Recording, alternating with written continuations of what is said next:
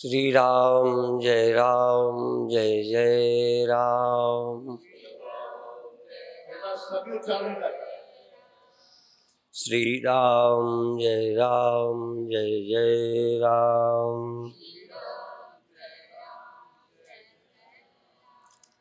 श्री राम जय जय राम। श्री राम जय जय राम।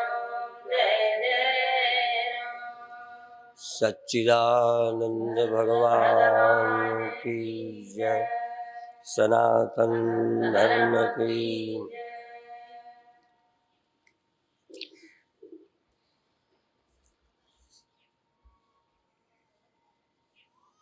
सत्य के बिना कोई वस्तु प्रतीत नहीं हो सकती। किसी वस्तु के होने के लिए या किसी बनावटी मिथ्या वस्तु के होने के लिए सत्य की आवश्यकता है। झूठ भी चलता है सत्य के सहारे। बीते कार्यक्रमों में, बीते वर्षों के सम्मेलनों में कभी हमने चर्चा की थी कि 700 का 300 का नकली नोट नहीं चलता।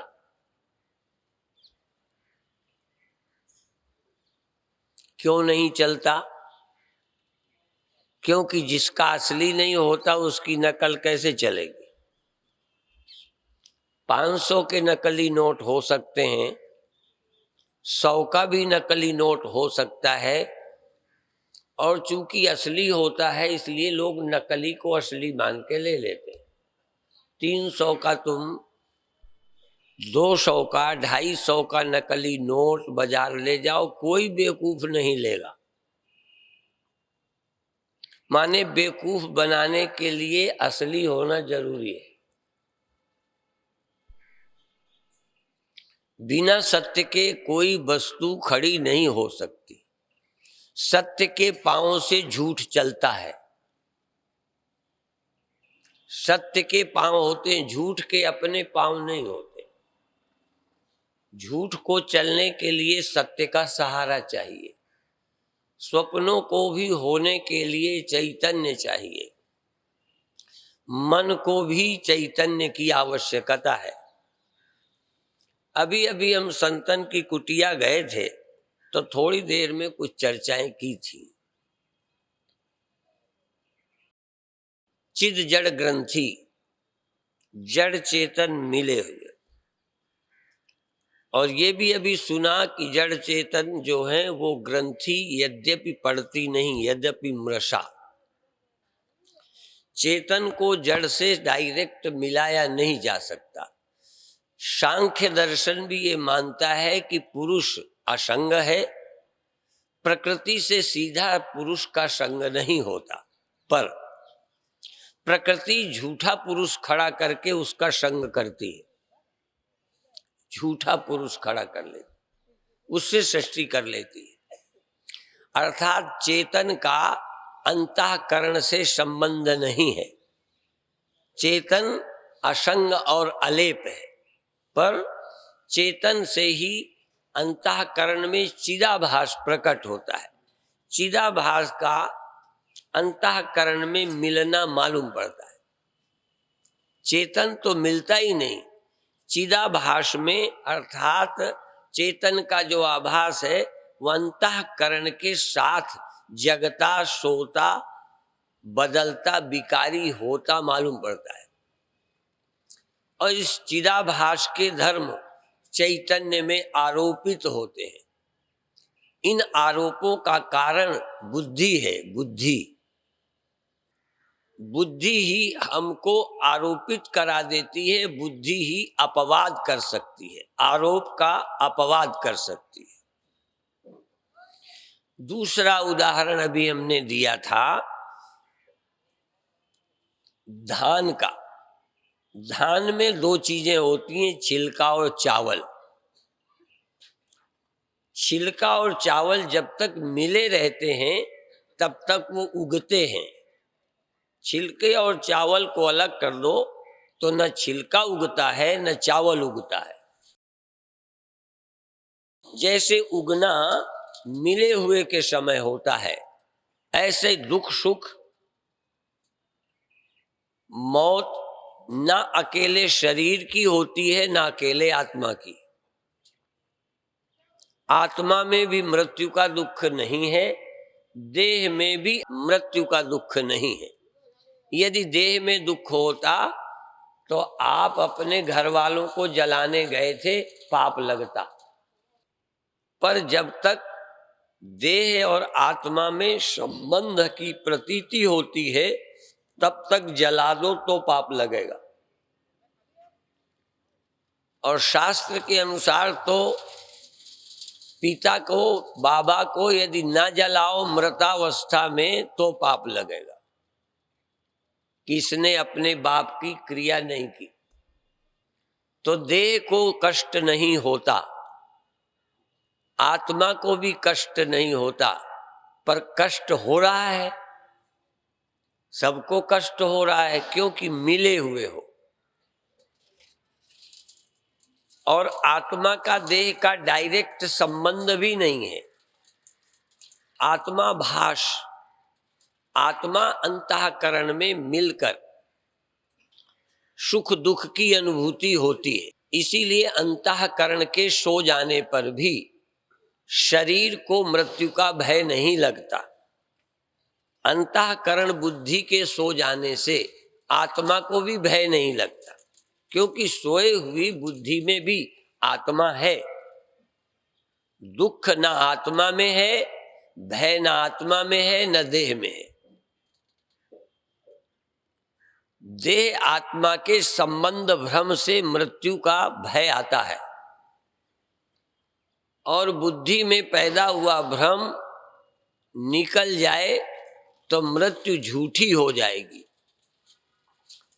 दूसरी बात अभी अभी हमने कही थी संतन कुटिया में, अन्योन्याध्यास। आग से तवे को गरम कर दिया, लाल कर दिया, आग लोहे में प्रवेश कर गई और लोहा अग्नि में मिल गया। अग्नि गोल लगने लगी, गोल है तवा, अग्नि गोल लगने लगी। दाहकत तो है आग में, लेकिन तवा जलाने वाला बन गया। ये मन ज्ञाता बन गया।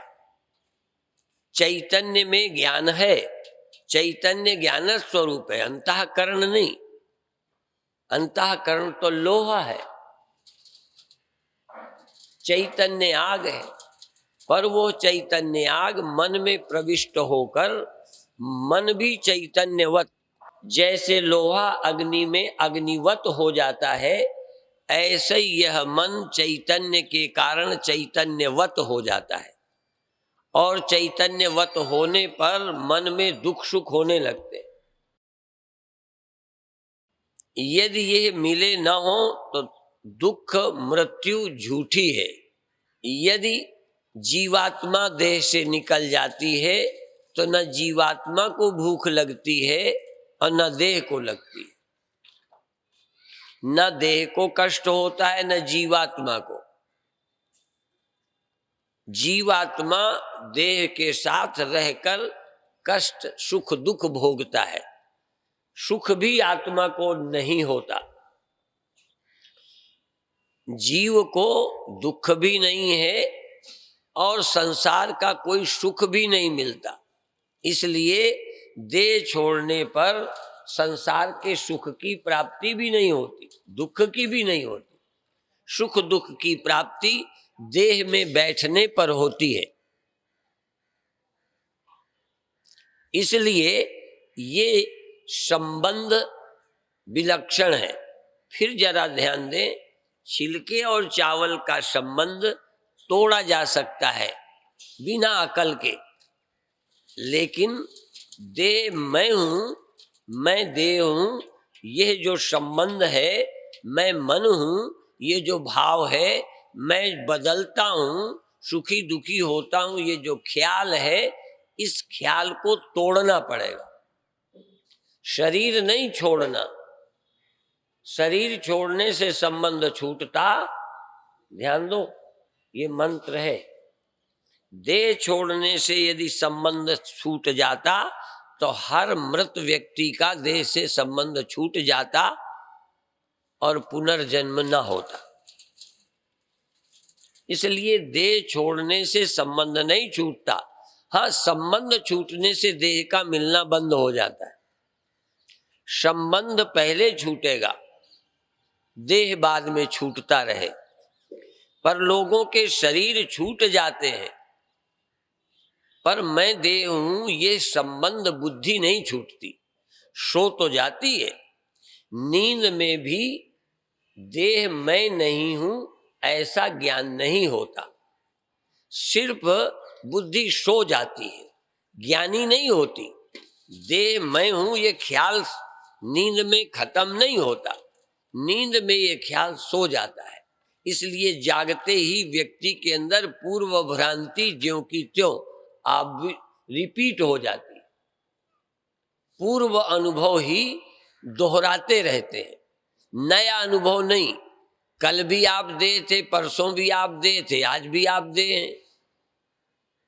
सो जाते हो बिल्कुल कोई पता नहीं, जागे फिर शरीर छूट जाता है दोबारा फिर, अर्थात बुद्धि नहीं बदली। यहां बुद्धि बदलने आए हैं, शरीर बदलने नहीं आए, बुद्धि बदलने आए हैं, समझ बदलने आए हैं, नजर बदलने आए हैं। इसीलिए पंजाब में बहुत बोलते हैं सब लोग, नजरें बदल गईं तो नजारे बदल गए, किश्ती का रुख बदला तो किनारे बदल गए।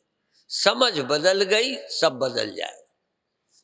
समझ यही बनी रहे तो शरीर तो बदलेगा लेकिन समझ वही रहेगी। पहले जन्म में समझ वही थी, इस जन्म में समझ वही।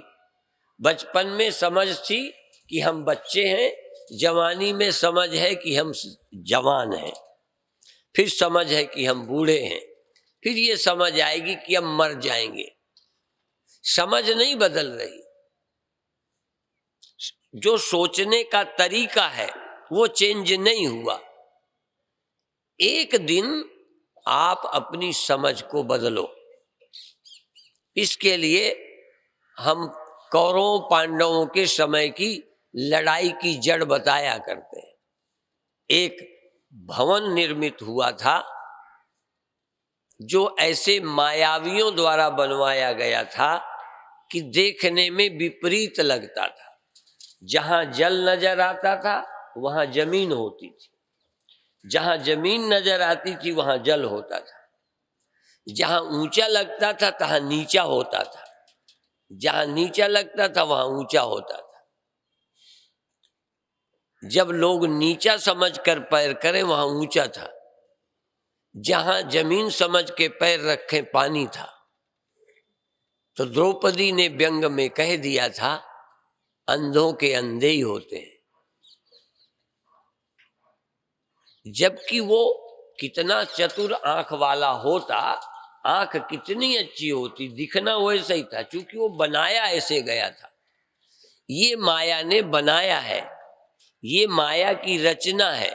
माया जैसा दिखाती है तुम्हें दिख रहा है, दिखता है कि मैं ये हूं, मैं ऐसा हूं, सुखी दुखी हूं। जैसे माया जाल करने वाले या जादूगरी करने वाले, उनका जो बच्चा है वो साथ रहता है तो अपने पिता के द्वारा की गई जादूगरी की असलियत जानता है। ऐसे ही जो लोग भगवान के भक्त हैं या गुरुओं के द्वारा जिनको सही विधि मिल गई है, वो माया के दिखाए हुए को देखते हुए समझते हैं। तो जो मकान कौरवों के लिए था, दुर्योधन आदि के लिए था, वही मकान पांडवों के लिए था। पर पांडवों को बनाने के साथ उसकी असलियत बता दी गई थी, वो जानते थे। पांडव भी उस मकान में जाते तो वैसी हालत नहीं होती, क्योंकि उनको बता दिया जहां पानी समझ में आए वहां जमीन समझना, जहां जमीन समझ में आए वहां पानी समझना। जहां द्वार समझ में आए वहां दीवाल समझना, जहां दीवाल नजर आए वहां द्वार समझना। तो पांडव वहां से जाएंगे जहां दीवाल दिखती है, दुर्योधन वहां जाता है जहां द्वार नजर आता है, सो टकरा जाता है। जो आपको समझ आता है वैसा मत समझो, जैसा कृष्ण समझाते हैं वैसा समझो। कृष्ण मायापति हैं, ज्ञानी जन इस माया के राज को जानते हैं।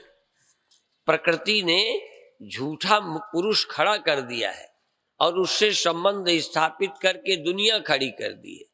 हम इस आभास पुरुष को आभास पुरुष जाने, मेरे असली स्वरूप को नहीं पकड़ा, मेरे असली स्वरूप में परिवर्तन नहीं है, मेरे प्रतीत होने वाले में है, या प्रतीत होने वाले में ही परिवर्तन की प्रतीति है। यदि ये मुझे ख्याल रहे प्रतीत होते समय, बवक्त उसी समय, यदि मैं देख सकूं कि ये भ्रांति है, इससे मेरा कोई संबंध नहीं, इस मन से मेरा कोई रिश्ता नहीं, मैं साक्षी पुरुष हूं, मैं चैतन्य पुरुष हूं, मैं निर्विकार पुरुष हूं। अब देखो, आत्मा अज्ञानी की और ज्ञानी की एक, पर ब्रह्म ज्ञानी सदा निर्लेप, जैसे जल में कमल अलेप। तो आत्मा अज्ञानी की और ज्ञानी की दो तरह की होती हो, ये मैं तो नहीं मानता, पर ज्ञानी को अपनी आत्मा की असलियत अनुभव में आती है, इसलिए वो अलेप जानता है। अज्ञानी को ये समझ नहीं आता तो बुद्धि उसमें लिप्तता अनुभव करती है। फिर मैं उदाहरण दूं, स्वप्न में यदि तुम्हारी मृत्यु हो गई थी और सचमुच मृत्यु हो गई थी तो जग कर बचते नहीं।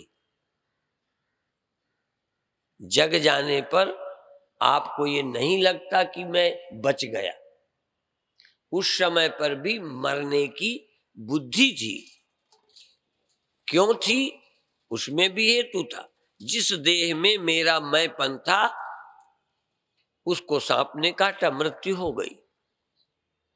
तो इसके भीतर रहने वाला चैतन्य देह से तादात्म्य करने के कारण उसको लगता है मैं मर गया। अब मैं मर गया चेतन को अनुभव होगा, मर गया जड़ को मालूम पड़ेगा कि चेतन को। यदि घर पुराना हो गया या घर गिर गया तो ये अनुभव घर को होगा कि घर में रहने वाले को। इसी तरह से शरीर की मृत्यु हो गई, सांप ने काट लिया या किसी ने गोली मार दी तो शरीर की डेथ हो गई। अब स्वप्नावस्था में शरीर की डेथ हुई और उस समय जो वहां चैतन्य है, जीव है, वो ये मानता है कि मैं मर गया। तो जो मर गया मानता है उस समय भी जिंदा है। यदि वो जीवित नहीं होता तब मर गए का ख्याल मर गए को नहीं हो सकता, देह को मर जाने का ख्याल नहीं हो सकता। देह के मर जाने का ख्याल रहने वाले चेतन को है। तो जिसमें मर जाने का ख्याल है वो मरा नहीं, और जो मर गया है उसे ख्याल नहीं। जो मरा है उसको मरने की समझ नहीं, और जिसको मरने की समझ है वो मरा नहीं। ये दो का मिश्रण, इसको जड़ चेतन की ग्रंथि कहते हैं, इसको अन्योन्याध्यास कहते हैं। चैतन्य को देह होने का ख्याल आ गया और देह में चैतन्यता का प्रवेश हो गया, तो चैतन्यता के कारण देह आदि में दर्द आदि ये मालूम पड़ने लगे, और शरीर के धर्म जीव में, जीव के धर्म शरीर में मिल गए। यदि जीव में देह का धर्म न मिलता तो जीव मान ही नहीं सकता कि मैं मर गया। मैं मर गया देह का धर्म था, जिसमें मैं नहीं है। जिस देह में जड़ता है उसमें मैं नहीं है, और मैं देह की नहीं है, मेरी है। मैं पना मेरा, देह पना, तो देह पने में मैं पना मिलकर मैं देह हूं मानकर देह के धर्म मुझ में आ गए और मेरी चैतन्यता देह में आ गई। ये जो अन्योन्याध्यास है यही बंधन है, यही दुख है। इस अन्योन्याध्यास को तोड़ना है, अन्योन्याध्यास को।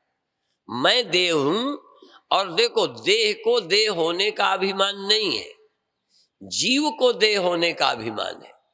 जैसे धन को कभी धनी होने का ख्याल नहीं आया। अमृतसर में धन कभी धनी होता है? और धन रखा है बाहर मकान में और दिमाग धनी हो रहा है जहां 1 रुपया नहीं है।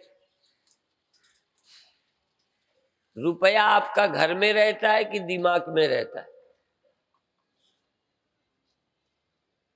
जो भौतिक रुपया है वो बाहर है, पर दिमाग में धन के होने का एक ख्याल है, सूचना है, सूचना।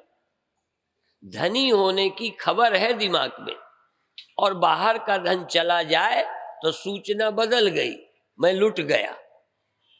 दिमाग से 1 और रुपया निकाला नहीं, बाहर से गया तो दिमाग में भी सूचना आ गई, धन चला गया।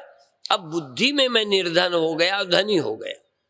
शरीर मैं हूं इसलिए मैं जिंदा हूं, मैं जिंदा हूं नहीं, शरीर है इसलिए मैं जिंदा हूं। इसलिए शरीर न रहा, मैं मर गया। जबकि मैं शरीर के समय जिंदा हूं, शरीर मर जाए तब भी जिंदा हूं। मेरे जिंदगी को कोई खतरा नहीं, पर जिंदगी और शरीर मिल गए, जीव और देह मिल गए, एक भ्रांति पैदा हो गई, और इस भ्रांति को हम नहीं तोड़ रहे, भ्रांति का निवारण नहीं कर रहे। भ्रांत रहकर चाहते हैं कि मौत ना हो, मौत ना हो ये पसंद है, पर भ्रांति का निवारण पसंद नहीं है। भ्रांति निवारण की मेहनत नहीं करनी, बस मरने से बचा दो। तो मैं एक बात कह दूं, बुरा न लगे तुम्हें, तुम यदि देह हो तो 100 भगवान, एक नहीं 100 भगवान मिल जाएं। वैसे हिंदुओं के यहाँ बहुत हैं। यदि 100 भगवान भी तुमको मरने से बचाना चाहें तो भी तुम मरोगे नहीं, बचा सकेंगे। डॉक्टरों की छोड़ो, भगवान नहीं बचा सकते, और हमारा आशीर्वाद भी नहीं बचा सकता। हाँ, हमारा प्रवचन बचा सकता है। इसीलिए सम्मेलन में प्रवचन दिया जा रहा है, समझ दी जा रही है। समझ मिल गई तो तुम जीवित हो। अब समझोगे कैसे? अभी आप बहुत अच्छे ज्योति की बात सुन रहे थे। मैं फिर दोहराऊं एक बात, आंख बंद करके, कान बंद करके कुछ देर बिना इन आंखों के, जिसको अभी थर्ड आई कहा, तीसरी आंख, अर्थात भौतिक आंखें, भौतिक इंद्रियां, स्थूल, इनको छोड़ दो। तुम भीतर जागो और देखो। देखते देखते तुम्हें कुछ दिखेगा, सुनते सुनते तुम्हें कुछ सुनाई देगा, और उस समय शायद ये निर्णय न कर सको कि मैं किन आंखों से देख रहा हूं, क्योंकि आंखें आंखें। क्या स्वप्न में तुम निर्णय कर सकते हो कि मैं दूसरी आंखों से देख रहा हूं? बाहर वाली आंखें सोई पड़ी हैं, ये दूसरी आंखें हैं जिनसे मैं स्वप्न देख रहा हूं। क्या आप जान सकते हो? जगते हो तो मान लेते हो, ध्यान के समय तुम ये नहीं जान सकते कि ये कोई दूसरी आंखें हैं। ध्यान में तुमको लगेगा मैं अपनी आंख से रोशनी देख रहा हूं, मैं अपने अंदर से ये शब्द सुन रहा हूं, मैं अपने अंदर से मंत्र जाप कर रहा हूं बिना इस जबान के। आंख कान मुख बंद कर नाम निरंजन ले, नाम निरंजन ले, अंदर के पट तब खुले जब बाहर के पट दे। निरंजन नाम लेने के लिए माला नहीं, जबान भी नहीं, आंख कान मुख बंद कर, मुख से नहीं जपो, आंख कान मुख बंद कर नाम निरंजन ले। ये लकड़ी की माला, फलों की माला, ये चमड़े के हाथ, इसीलिए अब आप सुन रहे थे दिव्य दिव्य दिव्य। ये मांस का हड्डी का बना है, ये क्या दिव्य हो सकता है? ये तो महाराज मुर्दे को छू के लोग नहाते हैं, और जो अभी भी मुर्दा ही लिए फिर रहे हो। देखो, जिंदा तुम हो, मुर्दे को लिए फिरते हो। शरीर अभी भी मुर्दा है। जो मुर्दे को लिए हैं, मुर्दे को छुए हैं, मुर्दे को के साथ मिले बैठे हैं, ये सब अशुद्ध हैं। हाँ, उस मुर्दे को छूकर नकली अशुद्धि है, नकली। जिसको छूकर तुम अपवित्र मानते हो, वो तो कभी कभी छूते हो। एक मुर्दे को 24 घंटे छुए रहते हो, शुद्ध ही नहीं हो तुम। तुमसे ज्यादा अशुद्ध कोई नहीं। कम से कम कुछ देर तो इस मुर्दे से अलग हो जाओ। इस मुर्दे को मुर्दा समझो, इसको मत छुओ। ये मैं नहीं हूं, ये मेरा नहीं है। इस मुर्दे को, विवेक चूड़ामणि में ये श्लोक है, मैं अपने घर से नहीं बोल रहा, पर श्लोक बोलने में टाइम जाया होता है। और कुछ लोगों ने कहा, पंजाबियों ने, कि आप संस्कृत बोलते हो तो पल्ले नहीं पड़ती। तो किसी ने, हमारे चेले ने कहा, स्वामी जी श्लोक के बाद हिंदी तो बोलते हैं। हमने कहा चलो श्लोक छोड़ ही देते।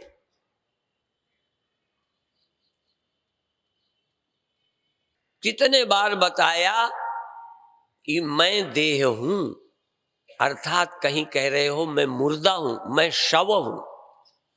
देह को मैं कहना माने मैं मर गया हूं, मर जाने वाला हूं, शव हूं। और जो कहता है देह में नहीं हूं, वह शिव है। शव और शिव, जो देहो हम कह रहे हैं वो लाश को लिए फिर रहे हैं, और जो शिवो हम कह रहे हैं लाश को जला दिया, छोड़ दिया। लाश अलग पड़ी है, तुम अलग हो, या लाश और है, तुम और हो। बस बहुत दूरी नहीं चाहिए, मुर्दे से दूरी का फर्क है। हमारे यहाँ पंजाब में एक शब्द बोलते हैं फासला, एक शब्द है फासला।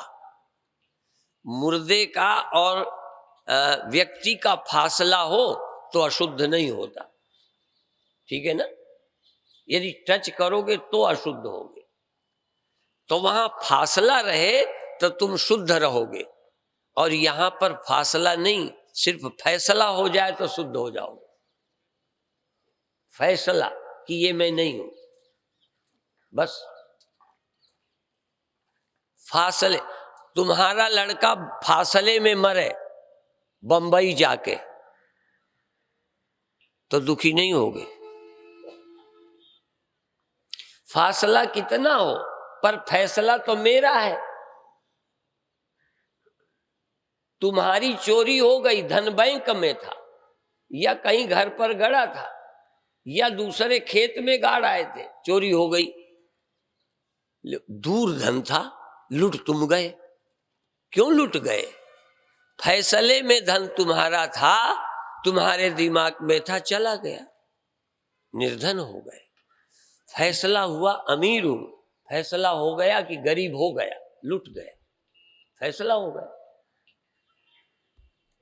देह हूं, ये फैसला है, मरो, फैसला हो गया। देह नहीं हूं, मैं क्यों मरूं? मेरी बला मरे, मैं क्यों मरूं? तुम मन हो तो दुखी हो गए। अब देखो, ये फैसला भी आसान नहीं है। हम कहें कि तुम ये निर्णय करो कि तुम करता नहीं हो, करता नहीं हो, क्या कर पाते हो निर्णय? तुम करता नहीं हो। ये प्रकृति के कर्म है, ये गुणों के कर्म है, तुम करता नहीं हो। नान्यम गुणेभ्यः कर्तारम यदा दृष्टानुपश्यति। जब दृष्टा ये देखता है कि मैं करता नहीं हूं, ये गुणों के काम है, ये देखता है, ये देखता है कि ये कर्म इसके हैं, मेरे नहीं। ये देखना चाहिए, ये समझना चाहिए, ये मालूम पड़ना चाहिए कि ये कर्म मैं नहीं कर रहा, परिवर्तन मेरा नहीं हो रहा, चेंज मुझ में नहीं है, प्रभाव मुझ में नहीं है, मैं अलिप्त हूं। ये सोच यथा मति तथा गति, यथा मति तथा गति, ये भी तो सुना होगा। जिसकी जैसी मति उसकी वैसी गति। तुम करता हो, तुम लिप्त हो गए। तुम अकर्ता हो, अलिप्त हो। तो ब्रह्म ज्ञानी अलेप और ब्रह्म अज्ञानी लेप, लिप्त। केवल ज्ञानी अलिप्त और अज्ञानी लिप्त। जिन्हें अपने स्व का पता नहीं है वो लिप्त हैं। तो भाई आत्मा तो दो तरह की नहीं है, अर्थात जिसकी बुद्धि में सही समझ है वो लिप्त नहीं है, जिनकी समझ ठीक नहीं है वो लिप्त है। तो लिप्त होने का कारण आत्मा में गड़बड़ी की समझ में?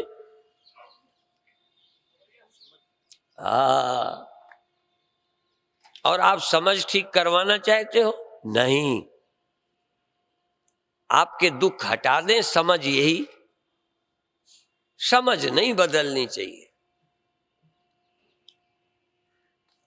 तो लोग कहते हैं दिव्य दृष्टि, मैं कहता हूं दिव्य समझ, यथार्थ समझ, यथार्थ प्रमा, सही ज्ञान। तुम कौन हो ये सही ज्ञान चाहिए। सुनना सहयोगी है, सुन करके शायद ध्यान आ जाए। कई बार अपनी ही चीज अपने को नहीं मिलती, कोई कहे ये है तो मिल गई। खो जाने का भ्रम हुआ, दुख हो गया, गई कहीं नहीं। खो जाने की समझ आते ही दुख हो गया और मिल जाने की समझ आते ही दुख चला गया। आत्मा की समझ मुक्त कर देती है और आत्मा की अज्ञानता से विपरीत समझ, विपरीत बुद्धि। एक नीति का धर्म वचन है, प्रायः आपत्ति काले विपरीत बुद्धि। जब दुख होना होता है तो अकल वैसी हो जाती है। यही तुम्हारा खोटा प्रारब्ध है। जब तुम्हें भोगना होता है कष्ट तो तुम्हारी अकल हो जाती है, मेरा ये बिगड़ गया, मेरा ये बिगड़ गया। तो तुम बिगड़े पर नजर रख करके अपने को दुखी कर लेते हो, आत्मा को दुखी, स्वयं को दुखी करते हो। आप तो नहीं करते। आप अपने को दुखी करते हो कि और कोई करता है? यदि और कोई करता तो ज्ञानी को दुखी कर देता। तो कोई दुखी नहीं करता, तुम्हारी समझ तुम्हें दुखी कर देती है।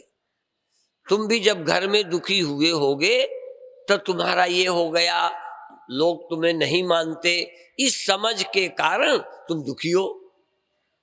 और तुम ये समझते मेरा कोई कुछ नहीं बिगाड़ सकता, मेरा कुछ बिगड़ता ही नहीं, मैं बिगड़ने वाली चीज ही नहीं हूं। यदि ये समझ हो तो तुम्हारा कौन क्या बिगाड़ लेगा? तो तुम्हारा कौन बिगाड़ता है? बोलो। तुम्हारी समझ। तुम्हारा उद्धार कौन करेगा? तुम्हारी सही समझ। बस इतना ही तो है। सही समझ तुम्हें तार देगी, गलत समझ तुम्हें मार देगी।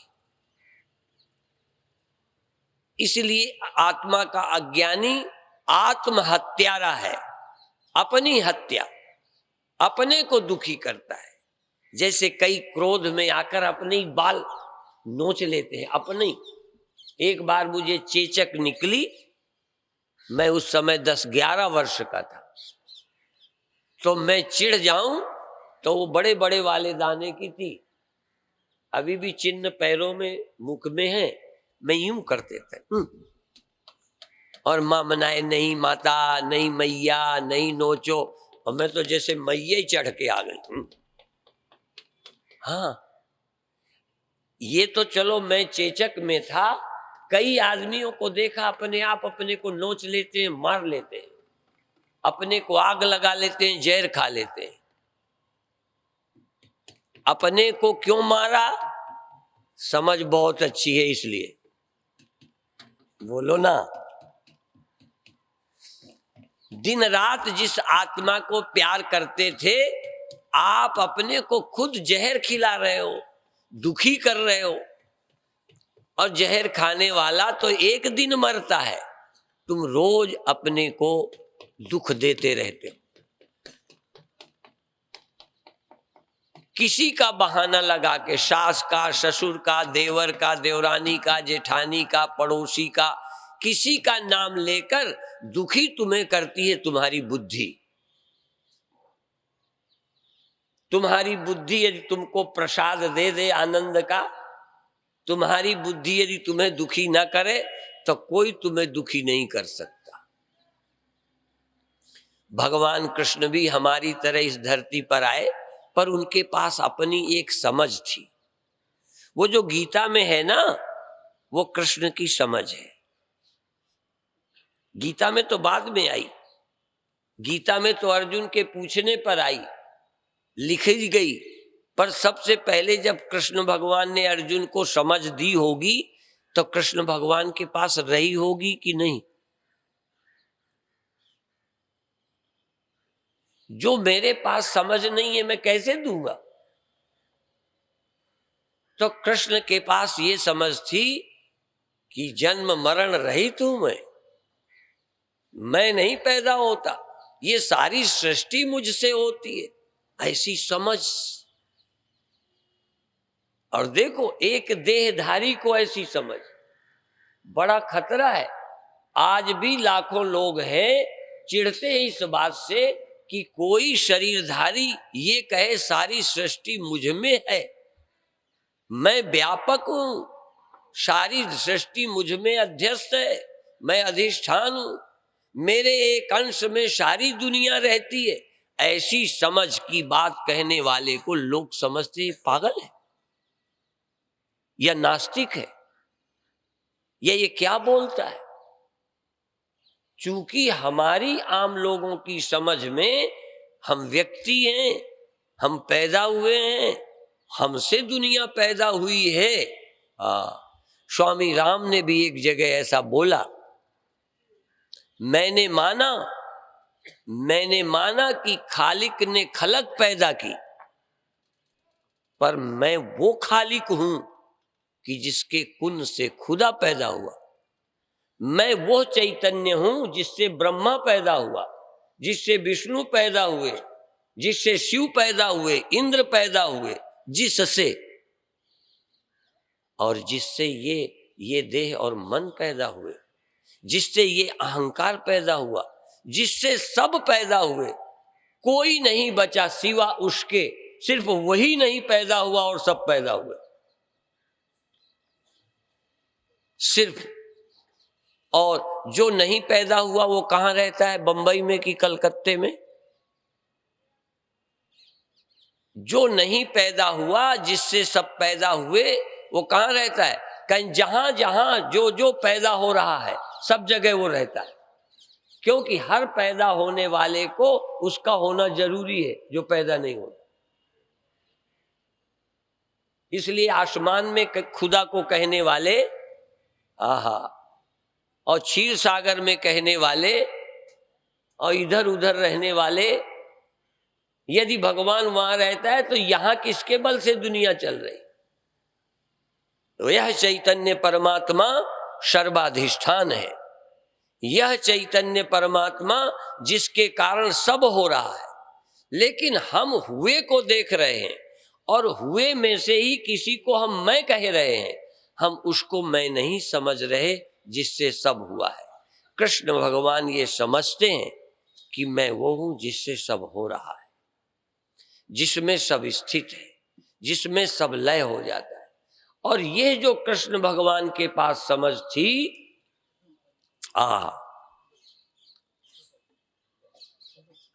कृष्ण भगवान अपनी समझ अर्जुन को दे रहे हैं।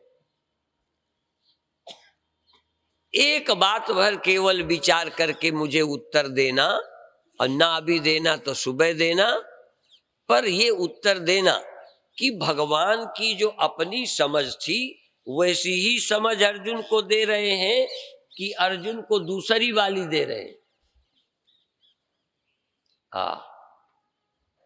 शंकराचार्य विवेक चूड़ामणि में, आत्मबोध में, उपनिषदों के माध्यम से, पंचीकरण के माध्यम से भगवान शंकराचार्य अपने शिष्यों को क्या दे रहे हैं?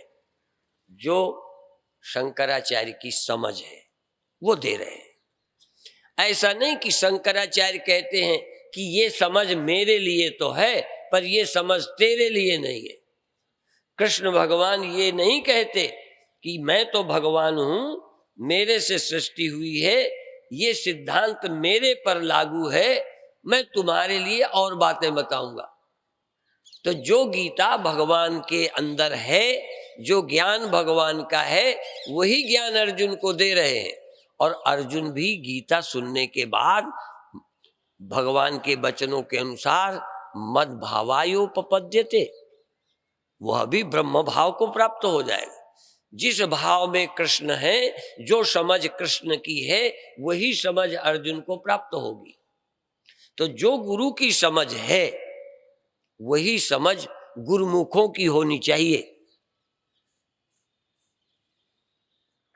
जो समझ गुरु के पास है, इसीलिए गुरुमत प्रचार के लिए संस्था बनी है कि जो गुरु की मत है उसका प्रचार किया जाए, गुरु की मत समाज में पहुंचाई जाए। हर व्यक्ति के पास गुरु की समझ होनी चाहिए। तो जिस समझ से गुरु मुक्त हैं, जिस ब्रह्म ज्ञान से समझ से गुरु मुक्त हैं, जिस समझ के कारण कृष्ण परमात्मा हैं, उसी समझ से तुम भी मुक्त होगे। इसलिए यहां समझ का धंधा है, सौदा चीजों का नहीं है, रुपए का लेन देन नहीं है, कोई बिल्डिंग की खरीद फरोख्त नहीं है। इस मंडी में, इस बाजार में, इस सम्मेलन में समझ दी जाती है। जो लेने आए हैं समझ, वो ग्राहक हैं, और जो देने आए हैं वो समझ देने आए। तो कभी कभी मैं कहता हूं, अभी अभी मैं पटियाला में था, तो यद्यपि मुझे काम था वृंदावन जाने का, तो मैंने सूचना की कि रितंभरा आ गई हैं। कोई भी बूढ़ा आदमी ये आशा करता है कि बच्चे काम संभाल लें, हाँ, तो बूढ़े थोड़ा आराम करें। पर बूढ़ों को भी बिना काम के चैन नहीं पड़े। बेटे कितना काम करें तो भी बाप को चिंता रहती है। तो हमको भी बिना बोले नहीं रहा जा सकता, ठीक है। पर बूढ़ों की बच्चे सुनते कम है, ये समझते हैं सठिया गया है, बूढ़ा है, बड़बड़ाता रहता है। पर एक बात मैं आज कह दूं, आंवले का खाया और बूढ़े का कहा उस समय फायदा नहीं करता, कुछ दिन बाद फायदा करता है। यदि हमारी बात आपके मन में बैठेगी तो इसका फायदा आपको सदा मिलेगा। जहां जाओगे वहां मिलेगा, जहां देह होगा तहां मिलेगा, और जहां देह जाने लगेगा तब भी फायदा मिलेगा कि हम नहीं मरते। और यदि ये ज्ञान नहीं है तो जहां मरोगे तहां तो मरोगे, जहां नहीं मरते वहां भी मरते ही रहोगे। जिंदा में भी मरते रहोगे, हाँ, जिंदा रहते ही मरते रहोगे। अरे ये और जब मरोगे तब तो मरोगे। इसीलिए एक गीत हमारे एक चेले ने एक दिन गाया था, ऐसी दुनिया को क्या करना, ऐसी दुनिया को क्या करना जिसमें मरना तो मरना है, जीना भी है मरना। ऐसी दुनिया को क्या करना, जहां मरना तो मरना है, जीना भी मरने से जरा भी कम मर ही रहे। गिनती करते हैं, इतने बरस के हो गए, अब कितने दिन और रहेंगे। माने समझ रहे हैं कि मरना है। जैसे फांसी वाले के आर्डर के बाद दिन गिनता रहता है और घड़ी देखते रहते हैं कि टाइम आया कि लटका दिया गया। 1 मिनट पहले नहीं, 1 मिनट बाद नहीं, टाइम पे लटकाया जाता है। तब बेचारा दिन गिनता है, घड़ी देखता है कि अब मेरी बारी आई। फिर पूछा भी जाता है, तेरी अंतिम इच्छा क्या है? अरे अंतिम इच्छा तो कोई कहेगा, एक गौरक्षा के उसमें फांसी का आर्डर हो गया और गाय को मारने वालों को उसने मार दिया तो उसको फांसी हो गई। उससे पूछा गया क्या चाहते हो? कहते 1 पाव गाय का दूध पीकर फांसी में लटकना चाहिए, उसके पहले गाय का दूध चाहिए। इसी तरह कोई से पूछता है क्या है, पत्नी से मिलना, बेटों से मिलना, किसी से मिलने की इच्छा है तो पूरी की जाती है।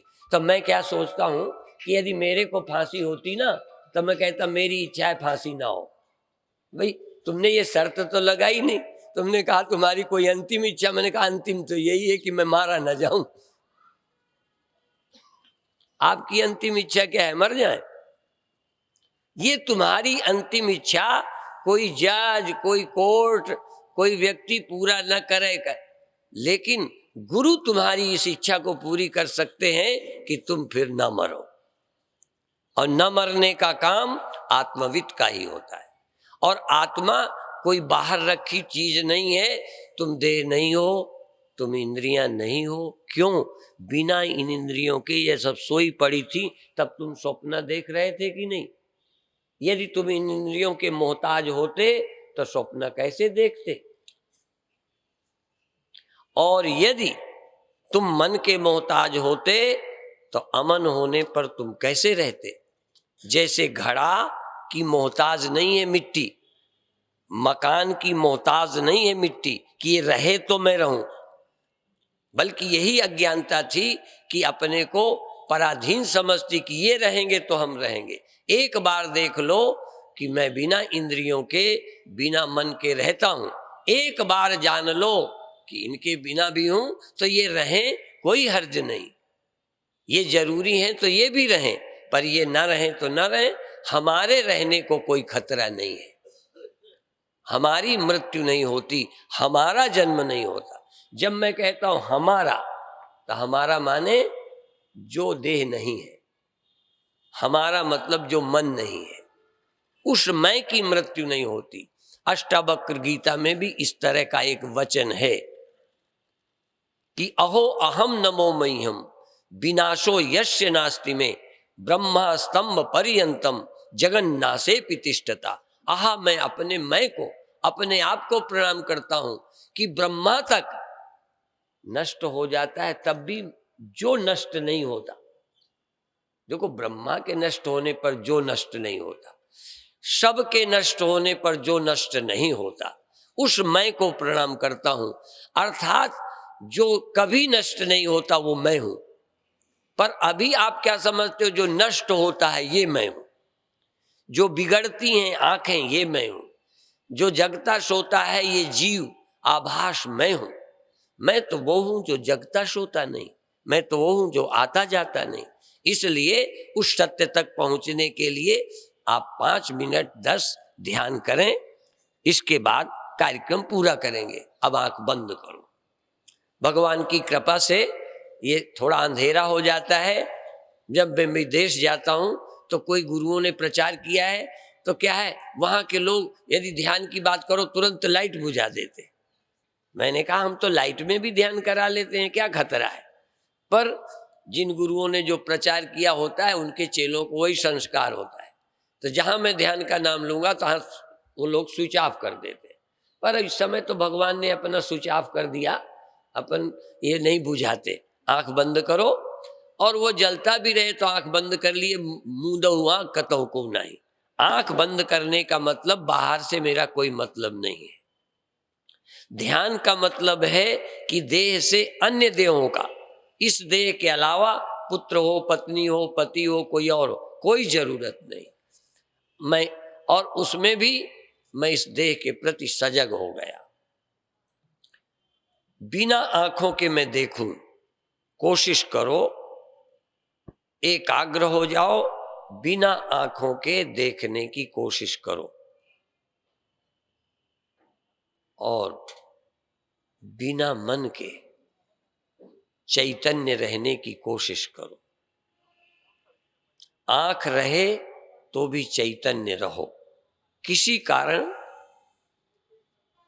आंख ना भी हो तो भी चेतन रहो। जिस जगह देह में आंख नहीं है उन जगहों पर भी आप चेतन रह सकते हैं और उन्हीं का नाम चक्र है। न मूलाधार में आंख है, न स्वाधिष्ठान में, न मणिपुर में, न अनाहत में, न विशुद्ध में, न आज्ञा चक्र सहस्रार में। तो भी मैं उन चक्रों में जाग सकता हूं। मेरे जगने के लिए आंख जरूरी नहीं है। मैं बिना आंखों के जाग सकता हूं, बिना कानों के भी मैं सुन सकता हूं। कुछ ऐसे मंत्र आते हैं कि परमात्मा बिना आंखों के देखता है, बिना कानों के सुनता है, बिना पैरों के चलता है, बिना हाथ के सब कुछ करता है। और मैं कहता हूं कि बिना जबान के जपो, हाँ, बिना वाणी के जाप करो, बिना माला के जाप करो, बिना हाथ के जाप करो, तो क्या है? निरंजन माला। हाथ पैर लकड़ी की माला नहीं। तुलना में प्राण काफी शुद्ध है, मन से भी ज्यादा शुद्ध प्राण रहता है। प्राण कभी पाप से विद्ध नहीं होता, मन कभी कभी पाप से विद्ध हो जाता है। प्राण शुद्ध है, लेकिन प्राणों का प्राण महाप्राण और दिव्य है। तो इन श्वासों में जाओ। और मन पाप से विद्ध हो जाता है, इसलिए मन का साथ छोड़ो। मन भी नहीं, तुम केवल चैतन्यता का सहारा लो। चेतन तो रहो, मन नहीं। जैसे घड़ा न रहे मिट्टी रह जाए। कुछ तो है जो घड़े में था वो बचा, घड़ा नहीं बचा। ऐसे मन नहीं बचा, पर ऐसा नहीं कि कुछ नहीं बचा। मन नहीं बचा तो चेतन तो बचा, क्योंकि चेतन तो अधिष्ठान है, आश्रय है, आधार है, साक्षी है मन का। इसलिए मन भी नहीं बचा, चैतन्य बच गया। और ये चैतन्य थोड़ा थोड़ा नाम जपे, शो हम, शो हम, शो। बोल के नहीं जपना, मन से भी नहीं जपना, हाथ से भी नहीं जपना, माला भी नहीं जपना। फिर क्या करना? अंदर जागना, बिना मन के, बिना आंख के। आंख की जरूरत नहीं। मंत्र के समय आंख नहीं चाहिए, कान भी नहीं चाहिए, जबान भी नहीं चाहिए, हाथ भी नहीं चाहिए। थोड़ा थोड़ा श्वास चाहिए और बाद में श्वास भी नहीं। मुझे श्वास से नहीं जपना, सुरति से जपना है, चेतनता से जपना है। चैतन्य, मैं सजग रहकर जाप कर रहा हूं, सुमिरन कर रहा हूं। शो हम, शो हम, शो हम, शो हम, शो हम, शो हम। अर्थ नहीं, अभी अर्थ नहीं करना। इसका क्या अर्थ होता है? नहीं, केवल शब्द में सुरति लगा दो, शब्द में चेतना, कॉन्शियसनेस, अवेयरनेस, होश। मन नहीं, सिर्फ चैतन्यता। इंद्रियां नहीं, सिर्फ चैतन्यता। मुझे आंख नहीं लगाना, मंत्र में आंख नहीं लगाना, मंत्र में ये कान नहीं लगाना, मंत्र में हाथ नहीं लगाना। कोई माला नहीं जप रहा हूं, यहां तो निरंजन माला है, बिना माया की माला है, बिना पदार्थ की माला है, किसी वस्तु की नहीं है। ये तो ध्यान की माला है। सुमिरन की माला है, होश की माला है, ये दिव्य माला है, ये दिव्य जाप है। ये दिव्य जाप जैसे दिव्य लाइट होती है, जैसे दिव्य साउंड होती है, जैसे दिव्य कोई देह होते हैं ईश्वरों के अवतारों के, ऐसे ही आज दिव्य मंत्र। और कोई भी मंत्र यदि दिव्यता से जपा जाए तो वो दिव्य हो जाता है। इसलिए यह मैं मंत्र त्वचा से नहीं छूता, आंख से नहीं देखता, कान से नहीं सुनता, हाथ से नहीं जपता, मन की भी मुझे जरूरत नहीं है। मन की जरूरत नहीं है, थोड़ा सा सहारा श्वास का है, पर श्वास से ज्यादा ध्यान का, होश का, चैतन्यता का। चैतन्य चैतन्य जाप करें, चैतन्य समाधि, चैतन्य रहकर जाप। इससे ज्यादा दिव्य कोई जाप नहीं, जिसमें न मन, न हाथ, न आंख, न कान, न जबान, किसी का सहारा न ले, सीधा जीव जपे। जीव, जीव भी नहीं, जीव। यदि जीव ये जाप करे, अजीव भी नहीं, चिदाभास भी नहीं। जैसे चेतन, चिदाभास और मंत्र एक हो गए। जीव, मंत्र और चैतन्य ब्रह्म।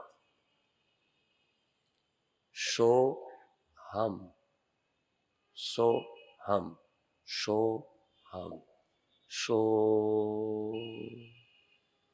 हम। छोटा मंत्र, लंबा मंत्र, तेज मंत्र, धीमा मंत्र, पसंद का रीझ जाओ। जो मंत्र पर रीझ जाएंगे उनकी मुक्ति, उनकी समाधि इसी क्षण हो जाएगी। सीधा सीधा, हाथ का सहारा न लेना, वाणी का न लेना, आंख का न लेना, माला का न लेना, हो सके तो कभी 1 सेकंड श्वास का भी न लेना। वैसे श्वास ग्रास न बिसरे। श्वास तो सिर्फ इसलिए है कि श्वास आते में जाते में मंत्र का विस्मरण न हो, नाम का विस्मरण न हो, नाम की विस्मृति न हो, अर्थात चैतन्य बना रहे। चैतन्य के बिना जाप कैसा, चैतन्य के बिना सुमिरन कैसा, चैतन्य के बिना प्रैक्टिस कैसी। यद्यपि बिना चेतन के कुछ नहीं होता, पर ये ध्यान भी रहे कि चेतना पूर्वक हो रहा है। चैतन्य के बिना तो नींद तक नहीं है, पर यहां जरा चेतन के साथ होश बना रहे, चेतन के साथ चिदाभास भी बना रहे। चेतन और चिदाभास, क्योंकि चिदाभास को सावधान रहना है, चेतन तो पहले से चेतन है। जीव को थोड़ा होश में रहना है, जीव को जाप करना है, चिदाभास को सुमिरन करना है। सुमिरन करते करते चिदाभास चेतन में लीन हो जाएगा। सुमिरन करते करते जीव ब्रह्म होगा। सुमिरन करते करते ये अपवित्र देह इंद्रियों में मिला जीव दिव्य हो जाएगा। दिव्य जीव की दिव्यता, दिव्य लाइट नहीं, दिव्य जीव।